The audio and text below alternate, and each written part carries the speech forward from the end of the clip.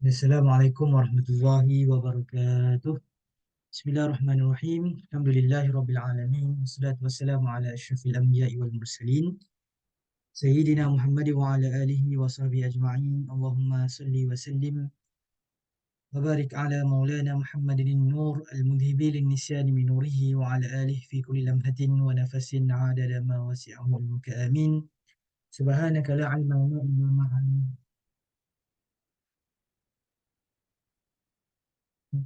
ولا حول ولا قوة إلا بالله العلي العظيم ولا حول ولا قوة إلا بالله. اللهم يا علم علمنا من علمك ما ترضى به عنا ولا تؤاخذنا بما تعلم منا يا حليم خلقنا بخلق الحلم وحققنا بحقائق العلم. نويت التعلم وتعليم وتذكر وتذكير والنفع والانتفاع والإفادة والاستفادة والحث على التمسك بكتاب الله وسنة رسوله والدعاء إلى الهدى والدلالة على الخير ابتغاء وجه الله ومرضاته وثوابه وقربه سبحانه وتعالى. أما بعد. Alhamdulillah, tuan-tuan dan puan yang dimuliakan Allah Subhanahu wa taala, marilah sama-sama kita merafakkan setinggi-tinggi kesyukuran, memanjatkan setinggi puji dan syukur kehadrat Allah Subhanahu wa taala kerana dengan limpah kurnia, inayah, taufiknya dapatlah sama-sama kita bertemu dalam satu pengajian yang berkaitan dengan fiqh puasa, yang mana kita pada hari ini insya-Allah akan sikit sebanyak kita mengulang kaji semula. Mengulang kaji semula hukum hakam persoalan berkaitan dengan puasa yang insya-Allah tak lama lagi akan kunjung tiba.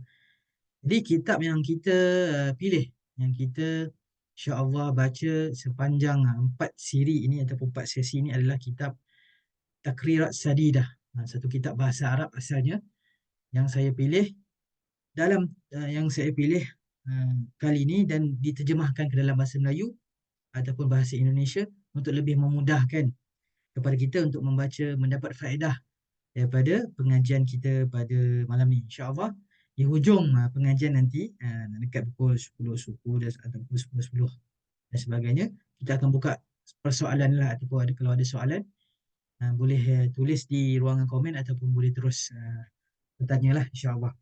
Jadi kita mulakan. Bismillahirrahmanirrahim. Firman Allah Subhanahu wa taala dalam surah Al-Baqarah ayat 183, ayat berkaitan dengan kewajiban puasa. A'udzubillahi minasyaitonirrajim.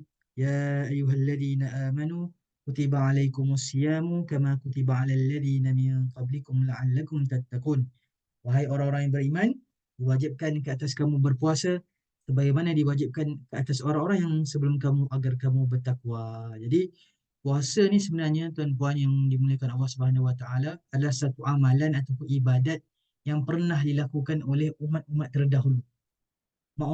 Umat sebelum umat Nabi Muhammad SAW pernah mengerjakan puasa. Adapun yang menjadi keistimewaan, menjadi khususiat, menjadi spesialnya kita selaku umat Muhammad SAW, Allah kurniakan kepada kita puasa dalam bulan Ramadan. Di puasa dalam bulan Ramadan ni di antara khususiat keistimewaan umat Muhammad SAW yang mana Nabi dapat anugerah ini dan Allah mention ataupun Allah sebutkan di tatkala mana Nabi kita Muhammad SAW dimi'rajkan bertemu dengan Allah Subhanahu Wa Taala. Antara kurniaan yang diperoleh oleh Nabi kita Muhammad SAW selain daripada solat adalah puasa di bulan Ramadan. Puasa di bulan Ramadan juga termasuk dalam kurniaan yang Allah berikan kepada Nabi kita Muhammad SAW dan kita semua dapat manfaat daripada ini. Jadi kita pada hari ini puasa di bulan Ramadan merupakan keistimewaan kita selaku umat Muhammad SAW. Jadi kita masuk bab kelima, puasa. Definisi puasa, hukum puasa, keringanan berpuasa dan iktikaf. Okay. Cuba kita tengok kitab yang menjelaskan puasa. Okay. Pengertian puasa. Bismillahirrahmanirrahim. Qala musannif rahimahullah ta'ala. Qala musannif rahimahullah ta'ala wa nafa'ana bi'ulumihi wa anwarihi wa barakatihi fid daraini amin. Kitab menjelaskan puasa. Pengertian puasa. Kita masuk dulu sikit sebanyak. Pengertian puasa. Secara bahasa, puasa memiliki erti mutlaknya iaitu mencegah. Dia bahasa Arab dia adalah al-imsak. Al-imsak.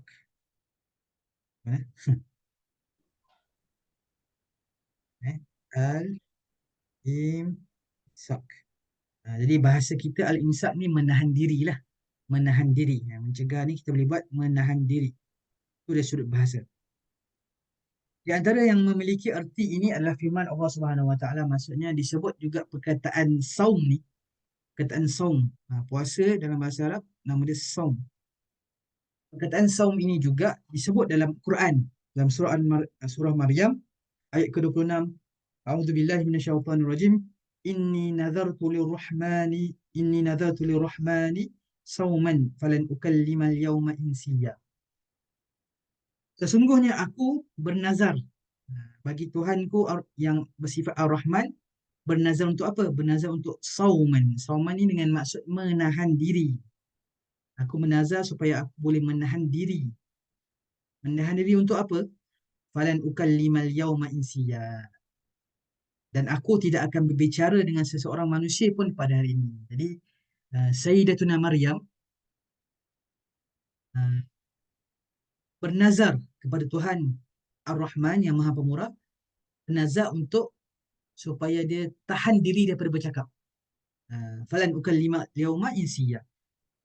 Iaitu nazar untuk mencegah daripada berbicara, menahan diri daripada berbicara. Di antaranya lagi adalah ungkapan seorang penyair. Ini dari sudut bahasa lah. Ini ungkapan puasa dari sudut bahasa menahan diri. Di antaranya lagi adalah ungkapan seorang penyair yang mensifati peperangan. Apa kata penyair tersebut? Khailun siyamun wa khailun ghairu sa'imah tahtal ajaji wa ukhra ta'lakul lujumah. Kuda yang diam. Jadi siam kat sini juga bermaksud menahan diri ataupun diam. Dan yang tidak diam berada di bawah debu yang berhamburan dan kuda yang lain menggerak-gerakkan kendali. Ini nak bagi tahu mana datang perkataan saum ni daripada, contohnya daripada Quran kan, daripada daripada syair ataupun syair lah, syair yang di dibaca oleh para penyair pada zaman jahiliah. Okey. Menurut syariat, ni puasa dari sudut syariat, maksudnya dari sudut istilah, mempunyai maksud mencegah dari segala sesuatu yang boleh membatalkan puasa. Kalau bahasa Arab dia, al-imsaku an jami'il mufattirat min tulu'il fajri ila ghurubil syamsi biniyatin makhsusah. Apa maksud dia? Menahan diri daripada segala perkara yang boleh membatalkan puasa. Menahan diri daripada segala perkara yang boleh membatalkan puasa, mula daripada terbit fajar sehinggalah terbenam matahari dengan niat yang tertentu. Nah, ini dari sudut istilah. Dari sudut istilah. Kemudian kita baca lagi sikit. Dalil puasa adalah firman Allah Subhanahu Wa Taala surah Al-Baqarah yang kita baca tadi. Ya ayyuhalladzina amanu kutiba alaikumusyamu kama kutiba alal ladzina min qablikum la'allakum tattaqun. Jadi ini dalil jelas sarih berkaitan dengan wajibnya kita berpuasa. Waktu diwajibkan puasa. Cuba kita tengok. Waktu diwajibkannya puasa. Ini dari sudut sejarah. Puasa diwajibkan pada bulan Sya'ban pada tahun kedua Hijrah. Ya, Nabi dapat anugerah tu pada ketika Mi'raj. Akan tetapi disyariatkan, diwajibkan puasa start bulan Sya'ban, dah bagi tahu dah. Nantinya Ramadan seterusnya ataupun bulan depan dah nak puasa. Maksudnya dah diwajibkan untuk berpuasa. Baginda Nabi SAW melaksanakan puasa Ramadan 9 kali. Nabi pernah puasa 9 kali dalam hidup. 9 kali dalam hidup. Pernah puasa. 8 kali Nabi puasa sebanyak 29 hari. Ini fakta. Ini fakta yang perlu kita ambil tahu jugalah. Dan sekali Nabi pernah puasa sepenuh, dengan maksud puasa tu bulan tu 30 hari. Tahun yang lain semua Nabi puasa 29 hari, maksudnya bulan yang penuh pada hari tu, hari penuh pada 29 hari, bukannya contoh tertinggal sehari ke, tak. 29 hari tu selama 8 tahun. Jadi ada sekali je yang puasa secara sempurna. Okay, ini kata apa, info lah untuk kita. Jadi terus lagi bulan Ramadan. Cuba kita tengok mana pula datangnya perkataan Ramadan. Ramadan. Mana datang perkataan Ramadan ni? Cuba tengok. Bulan Ramadan adalah bulan ke-9 daripada bulan-bulan Arab dan merupakan bulan yang paling utama. Okey. Dinamakan Ramadan yang memiliki erti panas. Ramadan ni Dinamakan Ramadan sebab apa? Sebab memiliki erti panas, iaitu syiddatul harri. Syiddatul harri. Kerana orang Arab saat memberi nama bulan ini, seorang Arab kan nak namakan bulan ini dengan Ramadan, bertepatan pula dengan cuaca pada ketika itu panas. Sebab tu tuan-puan kalau pergi ke Makkah kan, buat umrah dan sebagainya, kalau pergi masa bulan Ramadan kan terasa cuaca tu panas daripada kalau kita pergi contohnya bulan 12 dan bulan-bulan yang lain. Sebab apa? Sebab uh, sebab cuacanya memang begitu. Bila masuk je bulan tersebut, syiddatul har, bersangatan panas. Jadi orang Arab tengok cuaca bertepatan dengan hari ataupun bulan tersebut, dinamakan dengan dinamakan dengan Ramadan. Yang mana asal perkataan Ramadan ni daripada perkataan Ramda. Apa maksud Ramda? Ramda'u.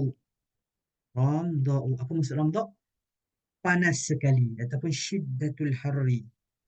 Syiddatul syiddatul harri. Bersangatan panas. Ha, Ramadan asal perkataannya Ramda dengan maksud bersangatan panas. Okey. Ada juga pendapat ulama mengatakan bahawa ini nama bulan Ramadan ini dinamakan dengan Ramadan sebab apa? Bulan ini adalah bulan untuk yarmidu. Ini semua berkaitan dengan bahasa Arab lah. Bulan untuk membakar, yarmidu dhunuba. Bulan untuk membakar dosa-dosa. Yahrikuz dhunuba. Dinamakan juga yang pertama tadi sebab bersangatan panas. Okey. Yang kedua disebabkan bulan ini dikatakan yarmidu dhunuba. Bulan untuk membakar segala dosa-dosa yang kita buat sepanjang 11 bulan sebelumnya. Kalau sebelum ni 11 bulan macam-macam. 11 bulan macam-macam yang kita makan, macam-macam yang kita minum, macam-macam yang kita buat. Masa bulan puasa di siang hari, kita tak boleh buat pun perkara yang sebelumnya kita buat. Kalau kita buat perkara tersebut, contohnya boleh membatalkan puasa. Ataupun kebiasaan kita makan dan minum dah ditahan dan sebagainya. Jadi disebut juga tuan-puan yang dimuliakan Allah Subhanahu Wa Taala, disebut juga hikmah bulan puasa ni, antara bulan yang Allah Subhanahu Wa Taala zahirkan bulan ni, umat Islam dia punya maqam ataupun kedudukan uh, apa tu? Musyahadah dan muraqabah. Bukan musyahadah, dia muraqabah. Maqam muraqabah dengan Allah tinggi. Maqam muraqabah dengan Allah tu tinggi. Apa maksud maqam muraqabah? Dia punya rasa dekat dengan Allah tu tinggi. Rasa dekat dengan Allah tu tinggi. Sebab tu kita perhatikan umat Islam senang je. Senang je contohnya nak pergi tarawih kan. Sembahyang maghrib, kemudian sambung pula tarawih, sambung pula 2 rakaat, 20 rakaat dan sebagainya. Sebab apa bulan ini Allah zahirkan dalam hati umat Islam, dia punya kadar muraqabah tu tinggi. Sampaikan contohnya kan, kita takut nak makan pada siang hari.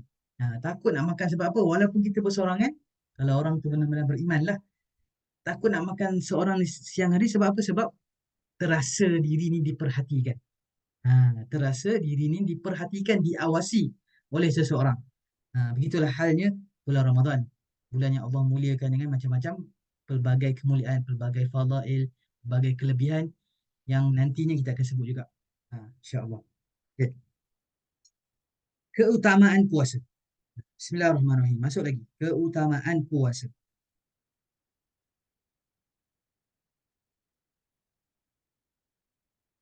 Banyak ayat Quran dan hadis Nabi SAW yang menjelaskan tentang keutamaan puasa. Di antaranya adalah firman Allah Subhanahu Wa Taala, "Kulu washrabu hani'an bima aslaftum fil ayyamil khaliyah." Makan dan minumlah dengan sedap disebabkan amal yang telah kamu kerjakan pada hari-hari yang telah lalu. Kemudian dalam firman Allah Subhanahu Wa Taala dalam surah Al-Ahzab ayat 35, "Was-saimina was-saimat wal-hafizina furujahum wal-hafizat wadh-dhakirina Allah katsira wadh-dhakirati a'adda Allah lahum maghfiratan wa ajran 'azima." Laki-laki dan perempuan yang berpuasa, laki-laki dan perempuan yang memelihara kehormatannya, laki dan perempuan yang banyak menyebut nama Allah, Allah telah menyediakan untuk mereka keampunan dan pahala yang besar. Ini semua nak bagi kata bergalakkan, nak bagi motivasi supaya kita nantinya kita berpuasa. Ini dia punya fadail, kelebihan yang kita dapat. Dalam sebuah hadis kursi disebutkan bahawa Allah Subhanahu Wa Taala berfirman, saya baca dia punya bahasa Arab, diskusi, kullu hasanatin bi ashri amsalha ila 700 di'fin illa siyama fahuwa minhu jahannama masirata mi'ati am. Berkata apa yang disebut oleh Allah Subhanahu Wa Taala dalam hadis kursi ini, sesungguhnya setiap kebaikan akan mendapat pahala 10 sampai 700 lipat kali kecuali pahala puasa. Pahala puasa ni tuan-puan, malaikat pun tak mampu nak kira, tak mampu nak hitung, tak mampu nak lihat bagaimana banyaknya pahala puasa. Sebab apa? Maka puasa itu hanya untuk kau dan aku yang akan memberi balasan. Sebab puasa ni Allah sendiri akan balas ganjaran bagi orang yang berpuasa. Allah sendiri akan balas. Dalam sebuah hadis juga disebutkan, bagi sesiapa pun yang berpuasa di jalan Allah, kita baca dia punya Arab, ya, jadi macam lain kan. Tadi lain, tadi dah terskip. Kullu hasanatin bi asyri amsalha ila 700 di'fin illa siyama fahuwa li wa ana ajzi bih. Patut lain dia punya matan dia. Ha, itu dia punya terjemahan. Untuk yang apa? Mana tu, bagi sesiapa yang berpuasa jalan Allah ni dia punya matan dia punya hadis dia dalam bahasa Arab, man sama yauman fi sabilillah ba'adallahu minhu jahannama masirata mi'ati am. Okay. Ini bagi sesiapa pun yang berpuasa di jalan Allah, maka ia akan dijauhkan dari neraka Jahannam dengan jarak yang tempuh selama 100 tahun. Juga dalam hadis, orang yang berpuasa memiliki dua kegembiraan. Yang pertama, kegembiraan saat berbuka dan gembira di puasa saat menghadap Allah Ta'ala di hari akhirat, di hari kiamat kelak. Dan ini merupakan kita punya i'tikad Ahlussunnah wal Jamaah lah, esok di hari akhirat.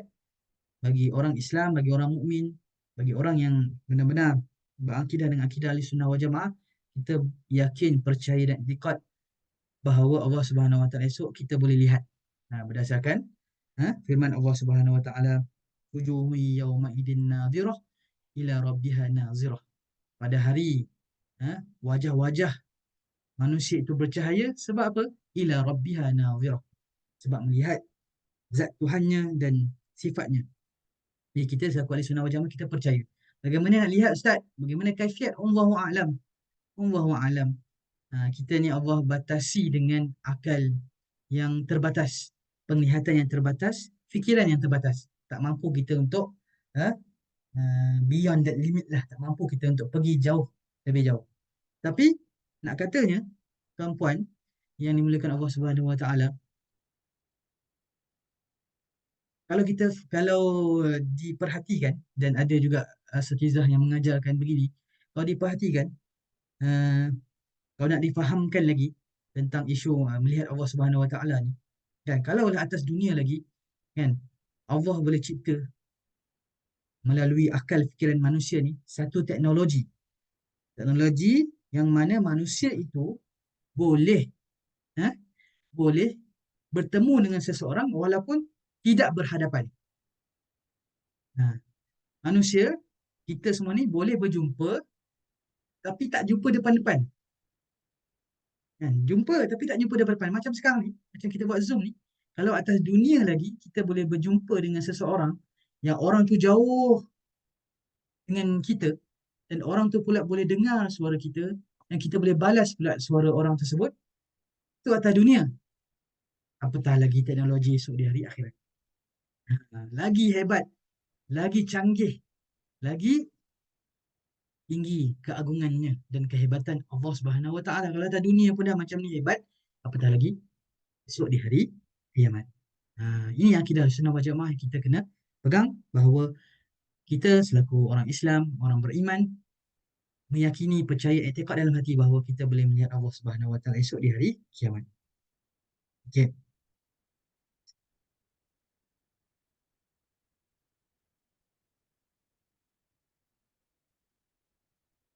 Boleh faham Jelas suara saya InsyaAllah. Okey, terus lagi.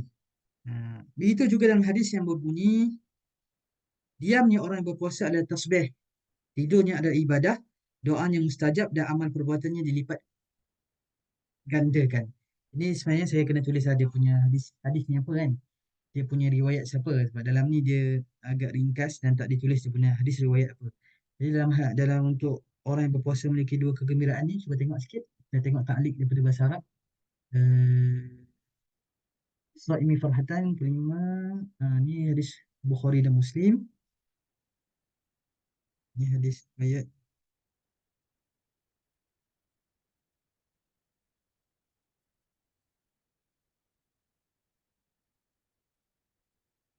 Eh, okay, ini hadis riwayat Bukhari dan Muslim. Kan? Kemudian diam ni. Ni hadis yang tujuh. Oi,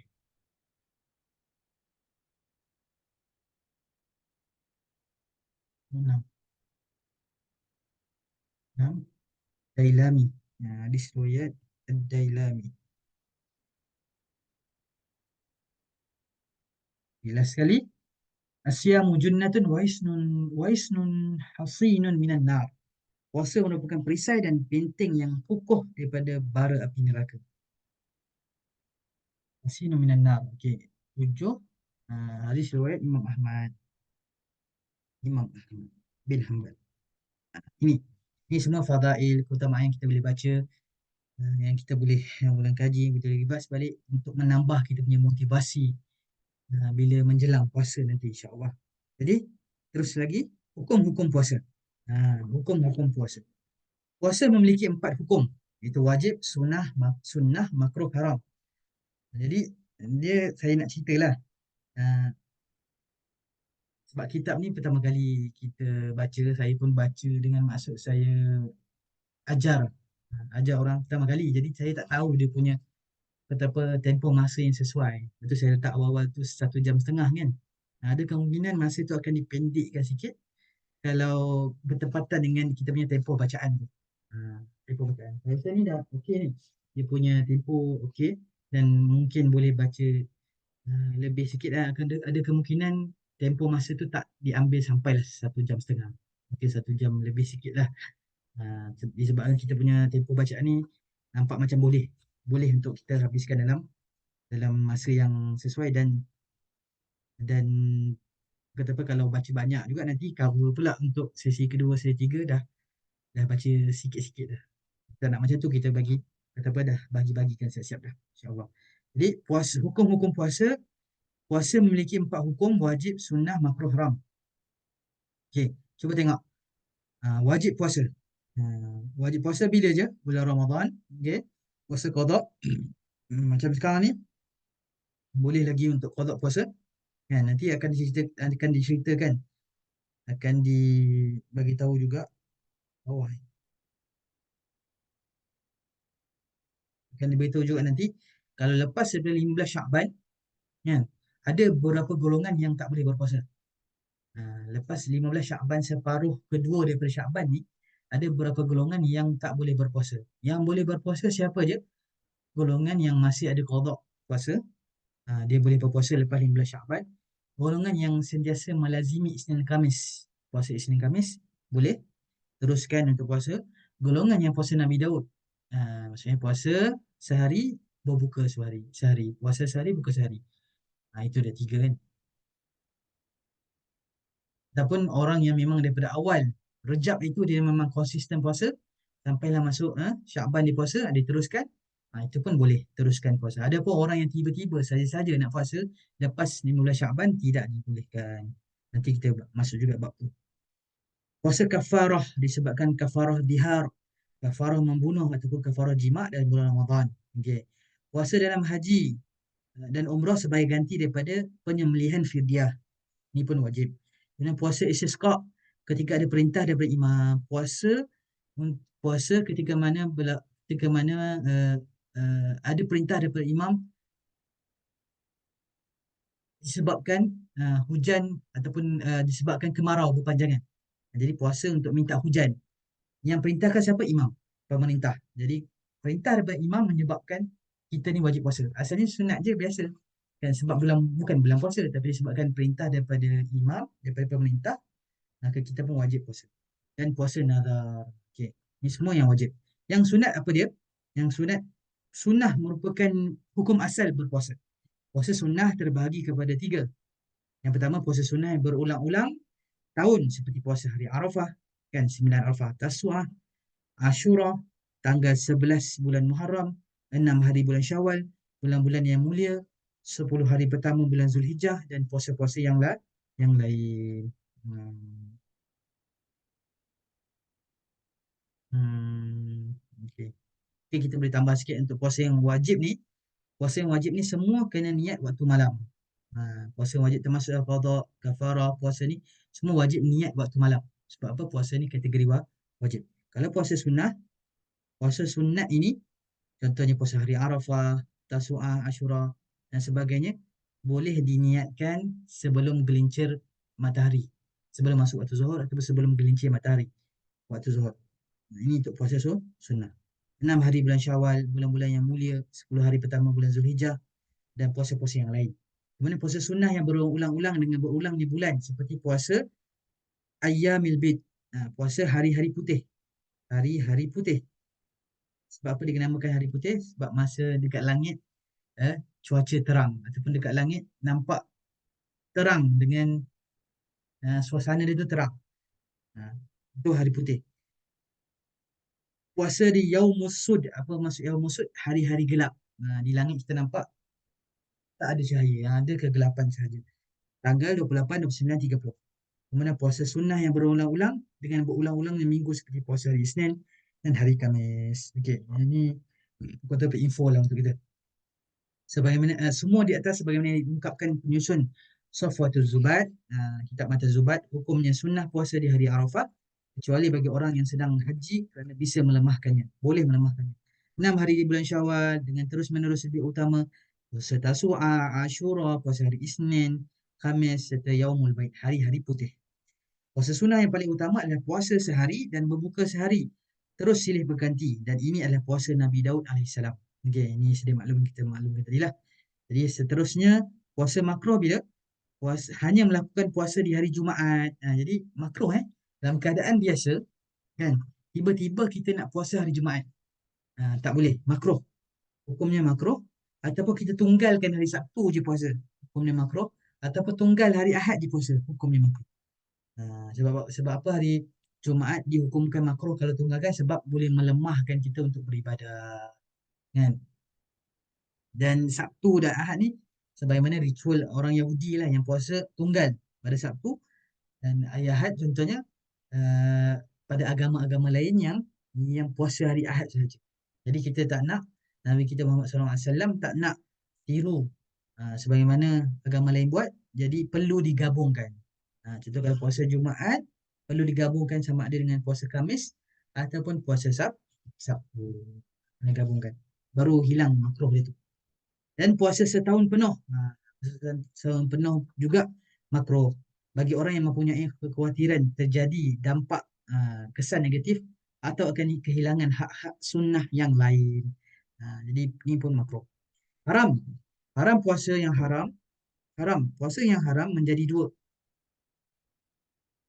Apa dia? Pertama, puasa haram namun tetap sah. Puasa sah tapi haram. Siapa kategori ni? Iaitu puasa seorang isteri tanpa izin suami. Puasa sunat lah ni. Puasa Ramadan tak payah minta izin. Ni puasa sunat yang tanpa izin suami. Puasa sah tapi haram. Puasa seorang hamba tanpa izin tuannya pun sama. Puasa haram dan tak sah ada 5 bentuk. 5 sirah, 5 bentuk. Yang pertama, haram dan tak sah langsung. Puasa hari raya. Okeylah, ni jelas. Ada Adha, Idul Fitri, ada Adha. 10 Dhul hari Tashrik 11, 12, 13. Puasa separuh bulan kedua daripada bulan Syaban, iaitu mulai tanggal 16 hingga akhir bulan. Ini termasuk haram dan tak sah ni. Kalau ikut kitab ni termasuk haram dan tak sah orang yang puasa 16 Syaban sampai ke akhir yang tak ada sebab. Puasa yang tak ada sebab macam saya sebut tadi. Kalau puasa yang ada sebab contoh qada, kan? Puasa sebab dia dah melazimi Isnin Khamis. Puasa dah sebab apa lagi? Dia memang contohnya apa tadi? Dah memang melazimi dia Rejab kan puasa. Dia teruskan tak ada masalah. Kemudian puasa Yaumus Syak pada hari Syak. Hari Syak ni hari terakhir dalam bulan Syakban. Itu tanggal 30 bulan Syakban yang banyak orang mengatakan bahawa hilal Ramadan telah terlihat atau ada orang yang bersaksi telah melihat hilal. Hilal ni anak bulan. Namun persaksiannya tidak diterima seperti persaksian orang perempuan ataupun anak kecil. Ni nanti ada bab dia khusus tentang melihat anak bulan ni, ada bab dia. Ada bab dia. Dia nak kata kat sini, hari ke-30 Syaban ni nama dia hari Syak. Dengan maksud boleh jadi hari tu dah start Ramadan. Boleh jadi. Boleh jadi. Jadi untuk siapa je yang bolehkan puasa hari Syak ni? Yang macam saya sebut tadi. Yang boleh puasa hari Syak, siapa? Orang yang masih ada qada Ramadan, orang yang melazimi Isnin Khamis, atau bertepatan dengan hari terakhir tu, contoh hari Khamis, dia boleh puasa. Dan orang yang memang melazimi daripada awal, boleh. Okay. Ada soalan setakat ini? Kalau tak berkaitan dengan topik pun tak ada masalah. Maksudnya masih dalam topik puasa, tapi mungkin akan datang dia punya perbahasan. Tapi nak tanya sekarang boleh, tak ada masalah. Boleh boleh start tanya. Boleh komen. Permasalahan diperbolehkannya berpuasa pada hari Syak. Inilah ini yang saya cakap tadi. Bilakah diperbolehkan puasa di saat hari Syak atau separuh bulan kedua bulan Syakban? Dibolehkan puasa hari Syak atau separuh bulan kedua bulan Syakban dalam 3 keadaan. Daripada yang pertama, puasa qada ataupun kafarah nazar, okey. Clear. Yang kedua, ketika memiliki kebiasaan puasa Isnin Khamis, clear. Last, ketika menyambung separuh bulan kedua bulan Syakban dengan hari-hari sebelumnya. Semisal puasa, contoh di puasa 15, maka disambung 16, 17 dan seterusnya. Kalau tiba-tiba nak puasa, boleh jatuh haram dan tak sah. Sebagaimana ungkapan penyusun Safwatul Zubat, tidak sah berpuasa pada hari raya, hari tasyrik dan hari Syak tardid, kecuali sesuai dengan adat dan nazar atau menyambung dengan hari-hari sebelumnya. Habis, selesai. Info, maklumat berkaitan dengan puasa yang wajib, puasa yang sunat, puasa yang makruh dan puasa yang haram. Okey, terus lagi. Syarat sah puasa. Bismillahirrahmanirrahim. Syarat sah puasa. Kita tengok, jika semua syarat terpenuhi, maka hukum puasa yang dilaksanakan adalah sah. Syarat sah puasa ada 4, iaitu yang pertama Islam. Disyaratkan selama mana melaksanakan puasa sepanjang siang, harus dalam keadaan Islam. Sehingga jika murtad sebentar, batal puasa. Kalau murtad sekejap, batal puasa. Okey, habis. Yang kedua, berakal. Selama berpuasa harus dalam keadaan berakal. Kalau dia gila sebentar, gila sekejap, maka hukumnya puasanya batal. Gila ni dengan maksud hilang akal. Contoh orang yang kena apa? Kan? Orang yang kena apa orang kena? Sawan kan? Sawan ni maksudnya akal dia dah hilang seketika, orang macam tu batal puasa. Sedangkan kalau pingsan, epilepsi ni pitam. Atau mabuk, maka akan dijelaskan di belakang dalam bab yang menjelaskan hal-hal yang membatalkan puasa. Kat belakang nanti ada, dia kata nanti cerita. Dia kata. Yang seterusnya, bersih daripada haid dan nifas. Syarat sah puasa adalah bersih daripada haid dan nifas. Bersih daripada haid dan nifas, sepanjang siang disyaratkan seorang wanita harus bersih daripada haid dan nifas. Sehingga jika seorang wanita mengalami haid di tengah siang, maka hukum puasanya batal. Kan? Dah puasa, dah berniat dah. Kan? Malam tu. Sampai contoh sampai Zohor, contohnya pukul 2 petang, tiba-tiba datang haid. Bila datang haid, terus terbatal puasa dia. Terus terbatal puasa dia. Begitu juga jika suci tengah siang. Dia haid kan. Daripada sebelum subuh dah haid. Malam lagi dah haid. Kemudian sampailah Zohor contohnya, berhenti. Kering. Suci daripada haid. Orang macam ni, boleh tak makan? Soalan saya bagi. Okey, dari semalam haid. Kan? Kemudian sampai Zuhur. Dia sampai Zuhur, suci. Dia tengok, suci.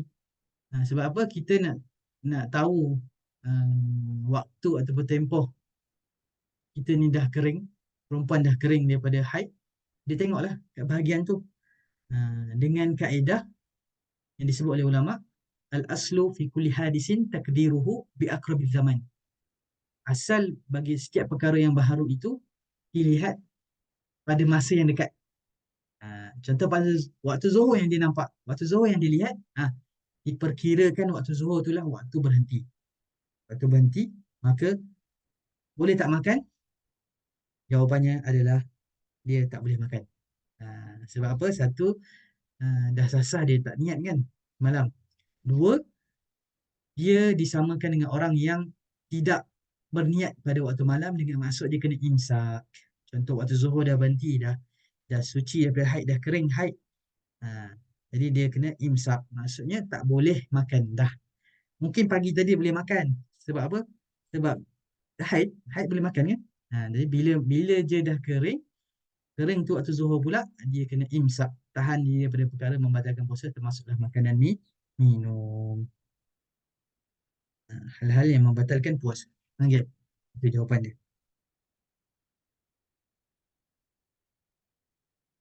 Okay, seterusnya. Mengetahui bahawa hari tersebut sah untuk melakukan puasa. Maksudnya orang yang berpuasa harus mengetahui bahawa hari yang ia akan puasa itu sah untuk lakukan puasa, yakni bukan hari-hari yang dilarang untuk puasa. Contohnya kena pastikan bukan hari raya lah. Jangan puasa masa hari raya. Ya, hari-hari pertama contohnya dah puasa sunat Syawal. Tak boleh lah. Hari raya Adil Adha 11, 12, 13 hari tasyrik nak puasa dah tak boleh. Boleh puasa pada hari itu. Okay, syarat wajib puasa. Ini dah muka surat 6 kan. Okay. Syarat wajib puasa. Jika semua syarat ini dipenuhi, maka wajib berpuasa. Syarat wajib puasa ada 5. Yang pertama Islam, maka orang kafir tak dituntut melaksanakan puasa ketika masih di dunia. Sedangkan bagi orang murtad wajib qada puasa. Orang murtad contohnya dia keluar daripada Islam, kalau dia kembali, dia wajib qada semula puasa yang ditinggalkan masa dia murtad dulu.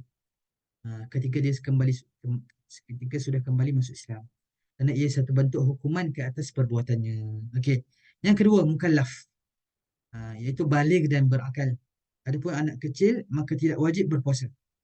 Kanak-kanak kecil tak wajib berpuasa, namun bagi walinya wajib. Ni ada yang jatuh ni. Masa saya scan ni dia tak ni. Wajib, namun bagi walinya wajib untuk memerintahkan supaya berpuasa. Supaya berpuasa seawal usia 7 tahun. Seawal usia 7 tahun. Jadi, ada pun anak kecil ni kita boleh kata mumayyiz, yang dah mumayyiz. Mumayyiz ni apa tuan-puan? Mumayyiz ni, kalau dulu kita belajar boleh bezakan antara baik dan buruk kan, mumayyiz. Itu standard jawapan lah. Tapi yang kita belajar ukuran untuk seseorang tu dah mumayyiz adalah dia boleh beristinja sendiri. Itu mumayyiz lah tu. Ataupun dia kalau diberi antara contohnya coklat dan najis, dia akan pilih yang baik, iaitu coklat. Itulah mumayyiz lah tu, walaupun belum balik. Atau usia dia 7 tahun, ataupun 6 tahun, 8 tahun dan sebagainya. Itu mumayyiz. Jadi kanak-kanak yang macam ni, yang mumayyiz ni, wajib kita perintahkan dia supaya start untuk puasa. Wajib. Maksudnya galakkan dia untuk berpuasa. Start umur 7 tahun. Sama juga untuk solat, kan? Diperintahkan, kita wajib perintahkan supaya anak-anak kita start 7 tahun, cucu-cucu kita start umur 7 tahun dah kena start solat dan puasa. Jadi kalau contohnya masa dia usia 10 tahun, degil contohnya, ada tinggal puasa dia, ada tinggal solat dia, boleh kita pukul dengan tujuan mendidik masa usia 10 tahun. Itu mumayyiz. Okay.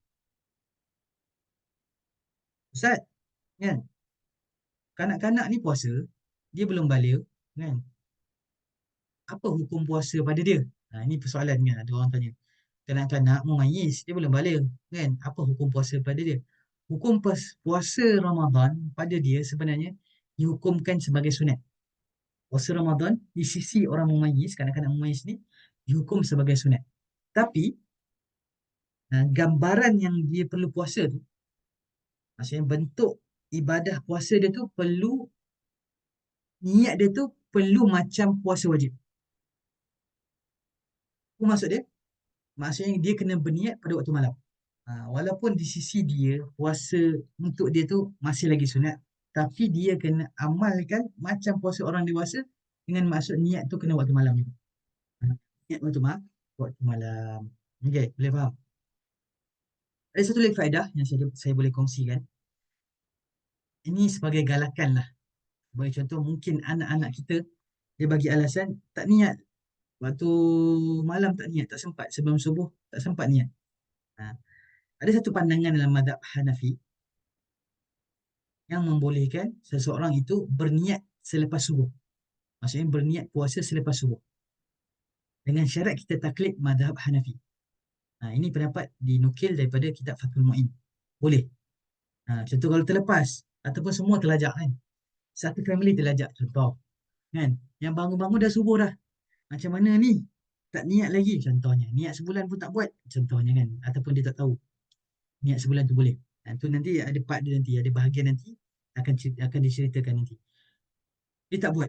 Dan dia tak berniat waktu malam. Ada kaedah yang diajar. Tapi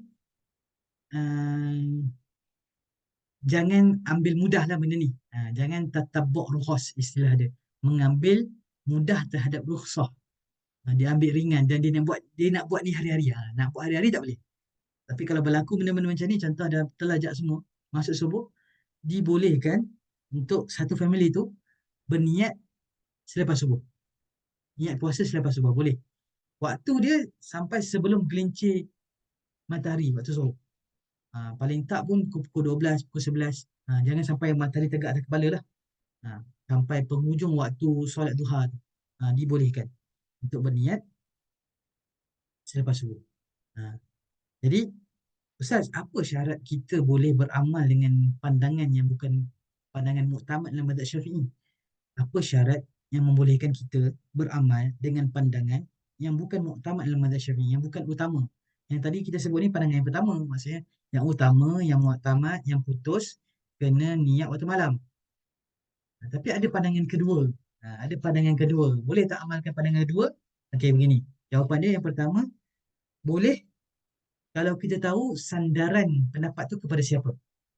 Contoh macam saya sebut tadi, Imam Hanafi kan, Abu Hanifah, mazhab dia ada. Membolehkan, boleh kita niat selepas subuh. Kita boleh ikut. Yang kedua, kita kena, contoh kalau niat lepas subuh tu, jangan makan pula. Jangan makan. Jangan buat perkara yang membatalkan puasa. Itu kena tahu pula syarat-syarat yang berkaitan dengan hukum ataupun permasalahan tersebut. Yang ketiga, jangan kita tertabuk rukhas. Jangan kita mengambil rukhsah tu sebagai jalan mudah. Maksudnya mencari-cari yang senang dalam bab ibadat. Tak boleh. Jadi kalau berlaku macam ni, ada jalan keluar dia. Sebab tu kitab Fathul Mu'in tu sangat bagus. Mufti sebenarnya. Mufti belajar. So, ahli-ahli jawatankuasa fatwa belajar. Sebab apa? Dia bagi solusi kalau berlaku persoalan yang macam ni. Okay, habis.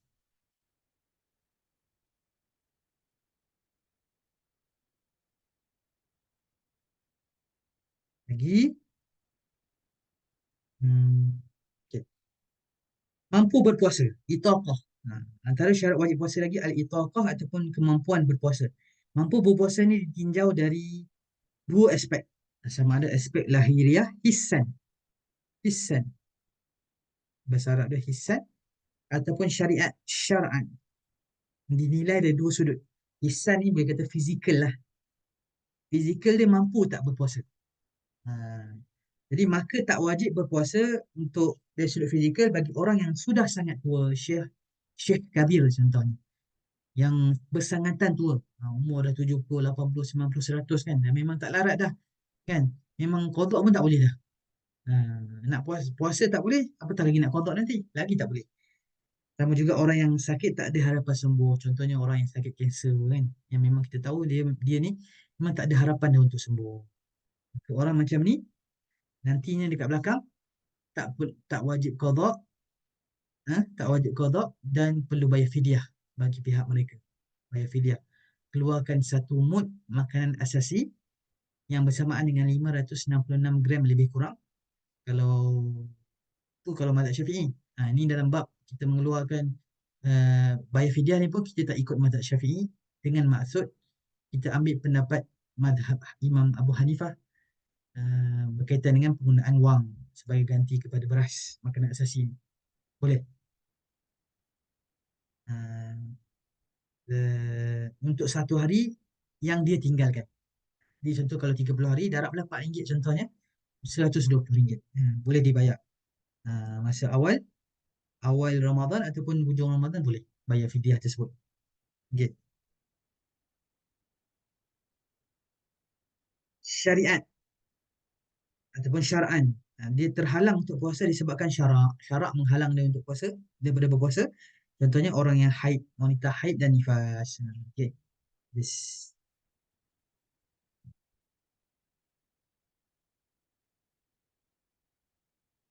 Boleh boleh insya-Allah.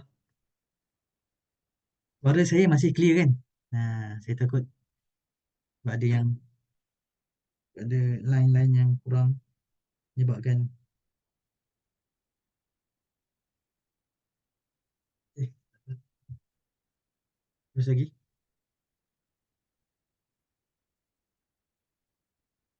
Sihat. Maka tidak wajib puasa bagi orang yang sakit. Batasan sakit yang diperbolehkan untuk tidak berpuasa, sakit yang jika berpuasa maka dikhawatirkan meninggal dunia. Ha, jadi sihat ni dengan maksud tak wajib puasa bagi orang sakit. Mana batasan dia, mana ukuran dia? Ukuran dia adalah kalau dia berpuasa juga, khawatir, takut-takut boleh meninggal dunia.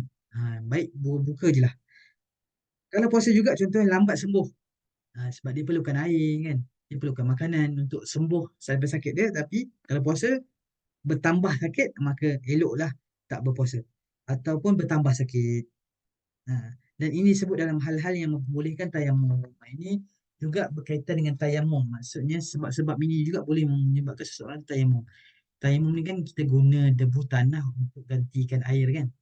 Ada juga kes yang contohnya tangan dia tu tak boleh kena air. Sebab apa? Kalau kena air lambat sembuh. Contoh luka kan. Kalau kena air bertambah sakit. Kalau kena air apa lagi? Itulah.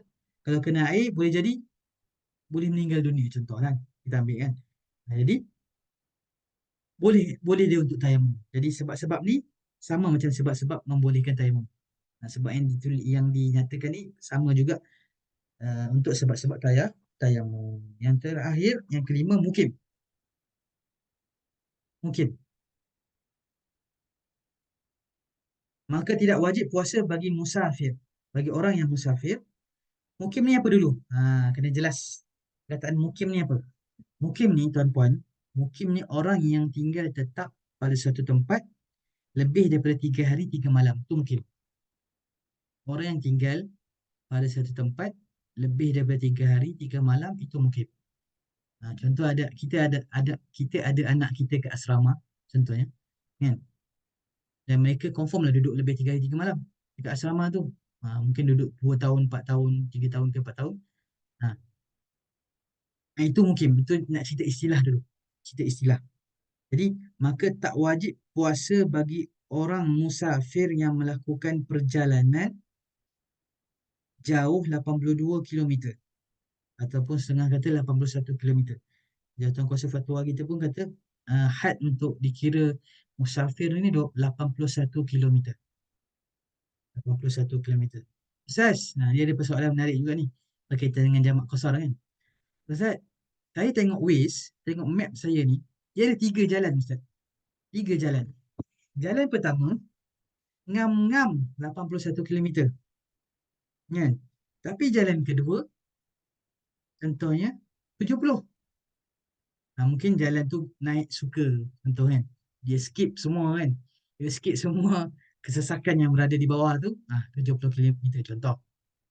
Yang ketiga, uh, contohnya kita ambil apa? 80 km lah. Sikit lagi.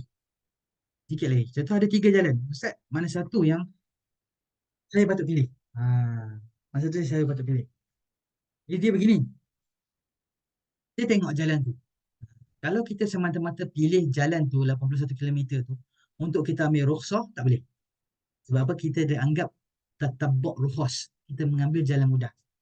Tapi, contohnya kalau 81 km tu, jalan pertama yang kita ambil tu, jalan dia tu selesa. Maksudnya boleh singgah mana-mana, ada R&R kan. Selesa, jalan pun highway kan, bukan jalan lama. Contohnya. Dan dalam perjalanan tu boleh singgah makan kejap, boleh boleh ziarah sesiapa contohnya. Diperbolehkan, diperbolehkan untuk buka puasa. Orang yang diberikan rukhsah musafir itu sepanjang dia musafir, Ustaz, ataupun pada hari pertama dan pulang sahaja. 3 hari 3 malam lah. 3 hari 3 malam. 3 hari 3 malam. Kalau 7 hari, dah tak nama dia musafir dah. Sebab dia dah lebih daripada 3 hari 3 malam. Yang dibolehkan masa pergi dan balik je. Pergi dan boleh balik je kalau dalam bab puasa lah.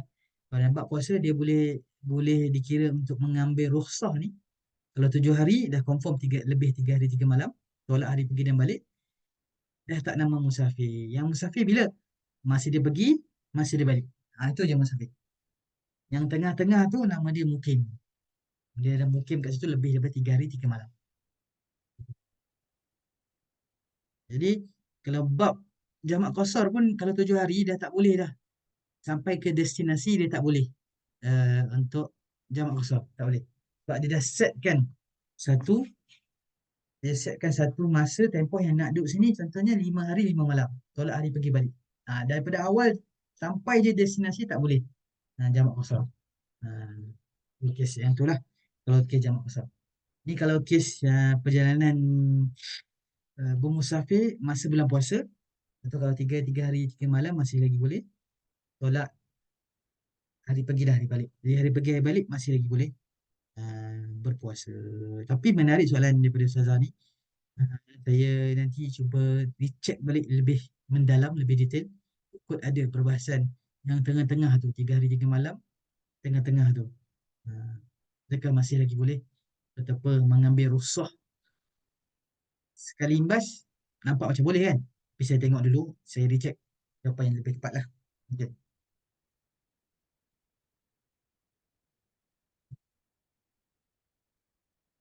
Okay. Okay. 81 kilometer yang diperbolehkan oleh syariat. Okay. Disyaratkan untuk boleh tidak berpuasa harus berangkat sebelum fajar subuh. Ini pendapat muktamad mazhab Syafi'i. Ini saya cerita dulu, ini pendapat utama mazhab Syafi'i ni. Contohnya kalau orang nak boleh ambil rukhsah ni, dia kena gerak sebelum subuh. Masa bulan puasa, dia kena gerak sebelum subuh. Ini pendapat muktamad, pendapat utama mazhab Syafi'i. Tapi, ha, tapi ni yang orang suka. Tapi ni yang orang suka. Maksudnya, suka maksudnya apa? Suka maksudnya memudahkan untuk dia lah. Bukan tatabuk rukhas, tapi uh, uh, suatu keringanan yang sepatutnya diambil. Itu maksud dia. Boleh dibolehkan untuk berbuka puasa ataupun makan selepas subuh. Mengikut pendapat Imam Muzani. Imam Muzani ni siapa?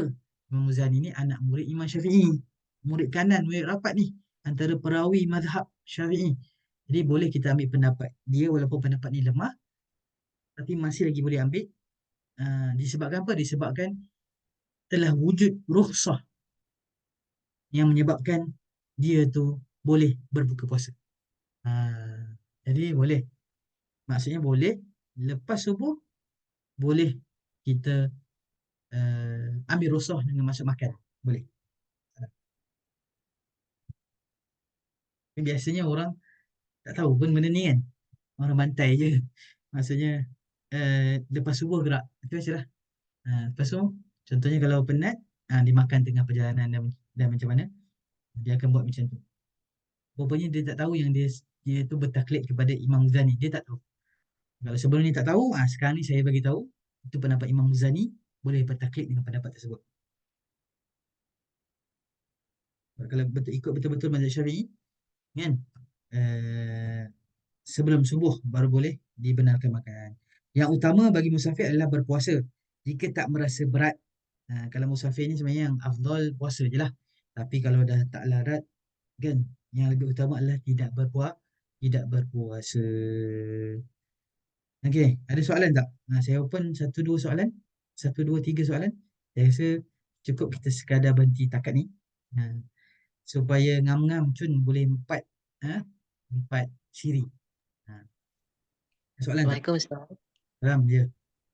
Tadi Ustaz yang kes yang wanita haid yang kering waktu zuhur kan Ustaz? Kena Hmm. puasa dah kan? Yang puasa hari tu dia kena qada ke tak payah Ustaz? Okey. Okay, saya betulkan balik yang statement tadi tu, statement puan tadi. orang wanita haid, contoh dia kering waktu Zuhur, jangan dia puasa. Dan dia sebenarnya tak boleh puasa pun. Yang dia boleh buat adalah imsak. Imsak tu apa? Dia tahan diri dia daripada makan dan minum. Jangan niat puasa. Boleh faham? Jadi, Okey. dia kena qada ke Faham. tak? Jawapannya, qada.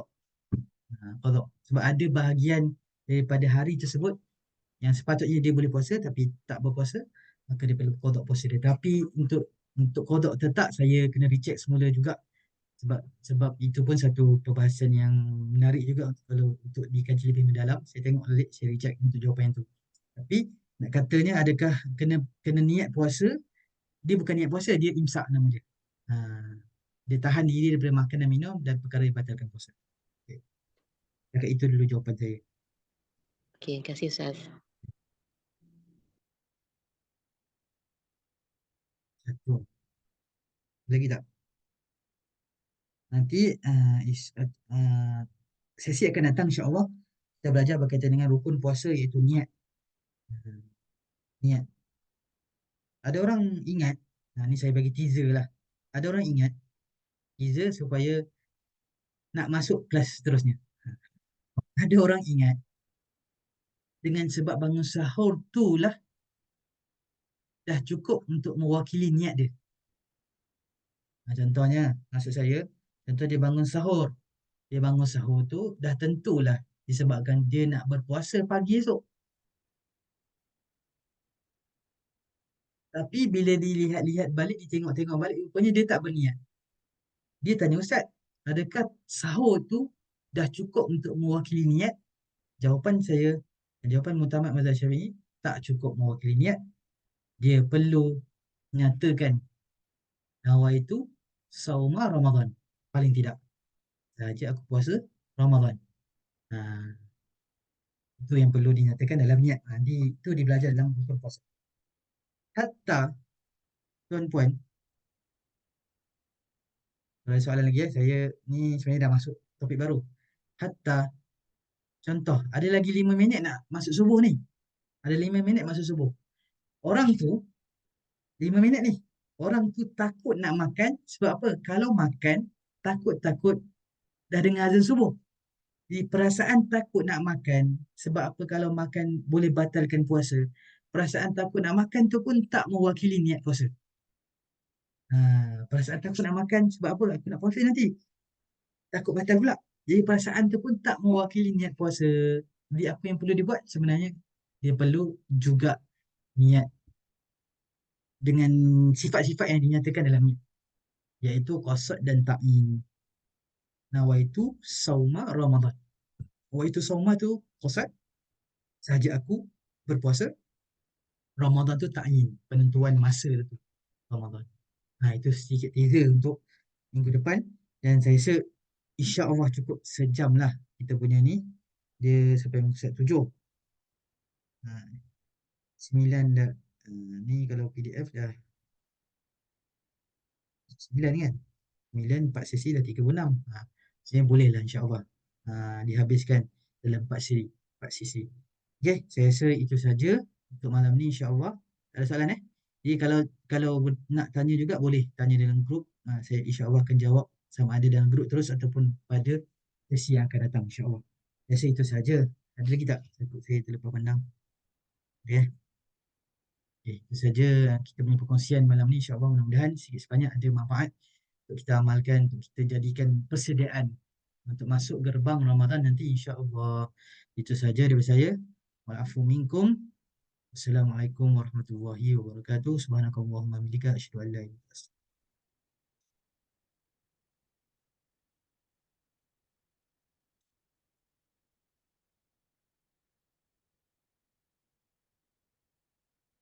Afu minkum. Assalamualaikum warahmatullahi wabarakatuh. Terima kasih.